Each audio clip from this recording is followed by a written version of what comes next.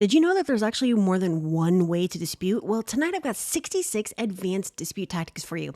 And the one that I'm sharing with you tonight is the date updated tactic. Now, make sure to stay to the end of the video because I'm going to show you a bunch of other tactics that you can use to remove virtually any negative item on your credit report. And if you want to try this yourself, you can access all 66 down in the description. And it's literally 250 pages of 66 dispute letter tactics. And this is for removing all different negative item types, collections, charge-offs, repossessions, foreclosures. We have the 100-word statements, advanced MOV requests, attorney general complaints, back to creditor tactic, bank complaints, dispute, regular rounds with the bureaus, creditor verification, dispute and settle, factual follow-up tactic, fcba wish list method, FCC complaints, indirect tactics. We have the nervous Nellie, no record, no reporting, repeat offense tactic, repo 2-year, so on and so forth. So anywho, if you have negative items and you're struggling to get them removed, then use the link in the description and come over here and save 40%. I don't know why I'm running this because that's basically giving it away for free, but I created this taken directly out of my course and you're literally going to get all of these, all right? So let's go over to the date updated tactic, all right? And this is applicable for credit bureaus. Now, just so you know, these others are applicable to bureaus, creditors, and collectors, and you are also going to access one of the dispute tactic charts that'll tell you which one is for whom, all right? So let's go over and look at the date updated tactic. Now, this is applicable, like I said, for credit bureaus. Now, the date updated tactic is another angle for dealing with credit bureaus and disputes coming back as verified.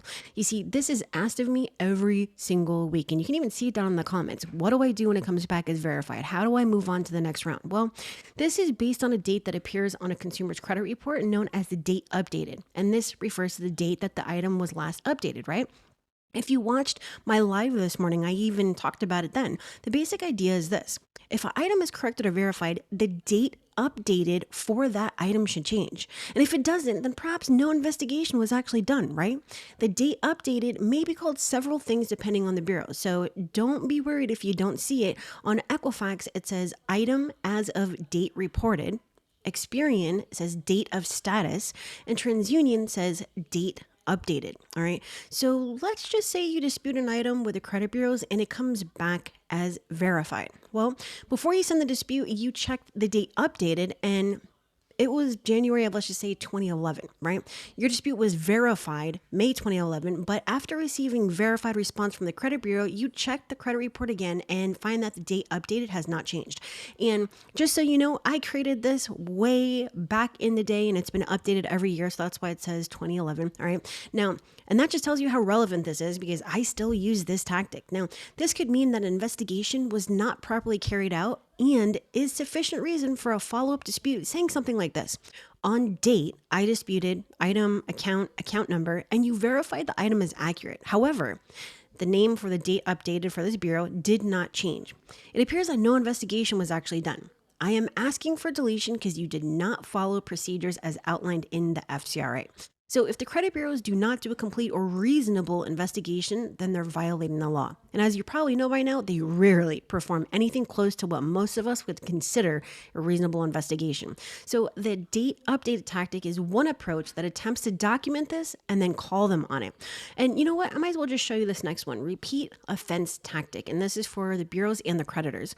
The repeat offense tactic is yet another follow-up tactic for the credit bureaus and creditors. And it's designed to catch and document violations of the FCRA. So this tactic is based on FCRA 623, which states that repeat disputes can be flagged as frivolous via the creditor if the person, meaning the creditor, has already performed the person's duties. In other words, the only way repeat disputes can be flagged as frivolous is if the creditor actually fulfilled their duty the first time. So the repeat offense tactic is based on the following 3 points. The disputes you send to the creditor or the bureaus are indeed factual. Since the disputes are factual, the item should not be able to be verified, right? And if the item comes back verified, then somebody somewhere didn't do their job.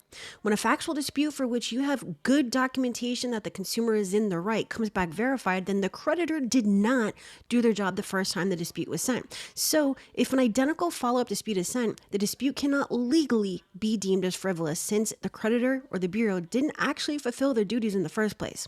In this case, you would send a third letter outlining their failure to abide by the law and demand deletion. And note, this can also be used as ammo in things like BBB and state attorney general complaints, as well as combined with other tactics like the date updated tactic above. All right. So the steps for this would be like this: send initial dispute to the bureaus. When it comes back first, wrongfully verified, send a second follow-up dispute with the same basic info, documentation, etc. If and when the second dispute is flagged as frivolous, send a third letter to the creditor or credit bureau complaining of violations and demanding deletion. So this step 3 would look something like this. On date, I submitted a dispute regarding description, account number appearing on my credit report. Even though I supplied documentation that proved this account was fraudulent, you failed to recognize that and supposedly verified this account. This was in violation of FCRA, which requires you to complete a reasonable investigation, which obviously was not done in this case. To add injury to insult, when I sent a follow-up letter for the same item, you deemed it to be frivolous because it was too much like my previous letter. However, according to the FCRA, you can only flag a dispute as frivolous if you have sufficiently completed your duties under the law for the first dispute, which in this case you have not. You are, therefore, in violation of the FCRA on a second count for flagging my dispute as frivolous when it was not in fact frivolous, and when you had no reasonable cause to believe that the dispute was in fact frivolous. The way I see it is you have 3 choices. Delete the item from my credit report immediately, pay me $5,000 in damages, let this be a drawn out numerous complaints and court proceedings that will soon follow. I demand that you delete this item from my credit report immediately to avoid further pursuit of this matter. Sincerely, Joe Consumer. Now, let me just make a note on this. Now, with factual disputes, I normally don't do the whole, $5,000 in damages, court, blah, blah, blah. Now, this is taken directly out of my course, which teaches you not only basics, but advanced dispute tactics, as well as how to deal in and out with the Bureau's creditors and collectors. So having said that, this is not the way that I do it, but it doesn't have to be the way that you do or don't do it. Okay. I put all of this in here so that you can make your own choices. But the bottom line is that the date updated tactic works, and this most definitely works. All right. So the repeat offense tactic. So if you wanted to, you could literally just cut out the bottom part about the FCRA, the 3 choices, blah, blah, blah, and use this top part right here, and then include, again, your factual dispute. And I probably would even use another dispute reason in this, and you would only put that 1 or 2 or however many relevant disputes in this letter. Everything else would go separate. All right. If you want to access the 66 advanced tactics, use the link in the description. And once you complete your purchase, it's actually going to take you to this delivery page, and you can actually use this button right here where it says page 1 of 253. You're just going to click on the blue download, and it's actually going to download to your device. All right.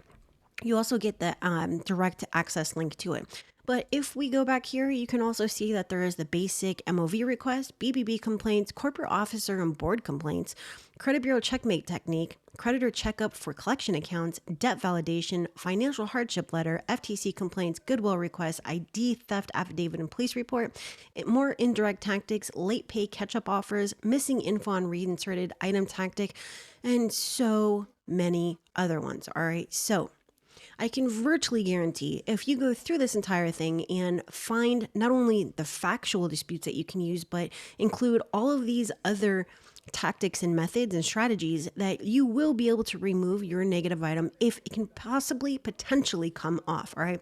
So head down in the description after you like this video, subscribe if you haven't done so, share this video with someone who might have a negative item that they're struggling with, and I will see you tomorrow. All right. So have a great one. And that is it from me to you. I will see you later.